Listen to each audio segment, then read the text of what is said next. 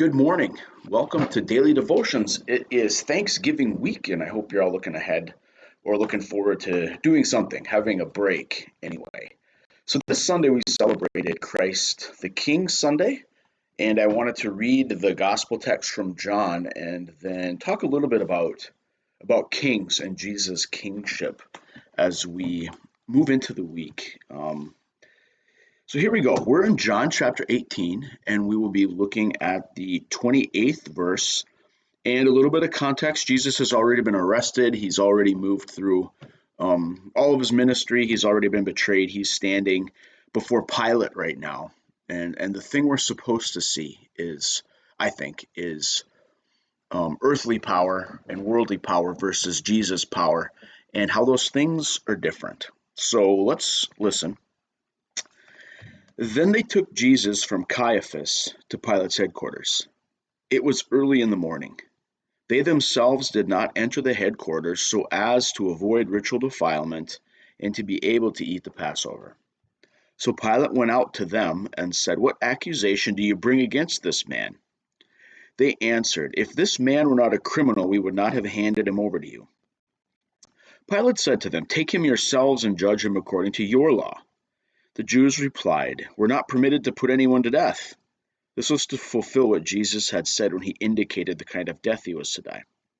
Then Pilate entered the headquarters again, summoned Jesus, and asked him, "Are you the king of the Jews?" Jesus answered, "Do you ask this on your own, or did others tell you about me?" Pilate replied, "I am not a Jew, am I? Your own nation and the chief priests have handed you over to me. What have you done?" Jesus answered, "My kingdom's not from this world. If my kingdom were from this world, my followers would be fighting to keep me from being handed over to the Jews. But as it is, my kingdom's not from here." Pilate answered him, "So you are a king?" Jesus answered, "You say that I am a king. For this I was born, and for this I came into the world, to testify to the truth. Everyone who belongs to the truth listens to my voice." Pilate asked him, "What is truth?" So, there you have it. Jesus, Pilate.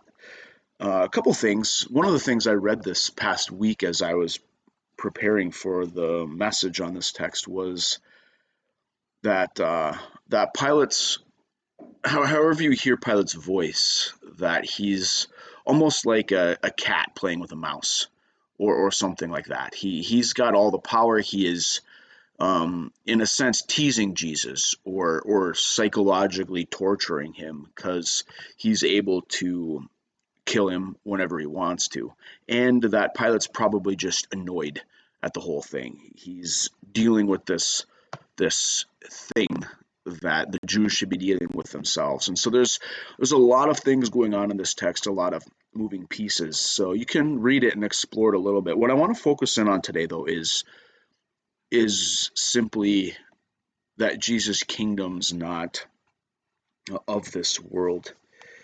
You find that in verse 36, "My kingdom is not from this world. If my kingdom were from this world, my followers would be fighting to keep me from being handed over to the Jews. But as it is, my kingdom's not from here."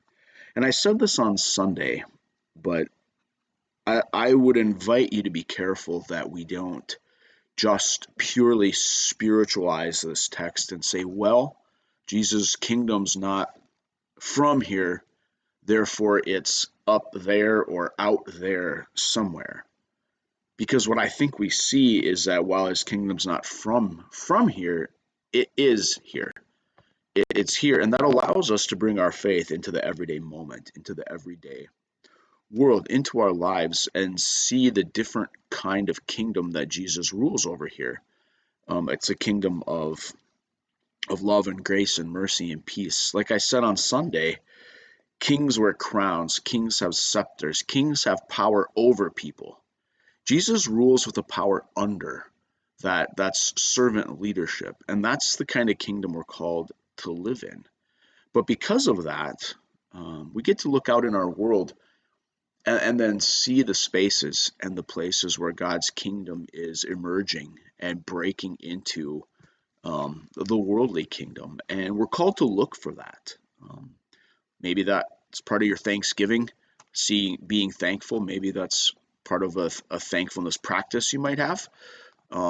This Thanksgiving is providing resources to someone else, so that they can experience God's kingdom. All of those things. The point is that while Jesus' kingdom's not from this world, it's definitely in this world and present through the resurrected Christ for you and I. This week, as you begin the week, may you see God's kingdom breaking in everywhere around you and be forever grateful. Have a blessed day.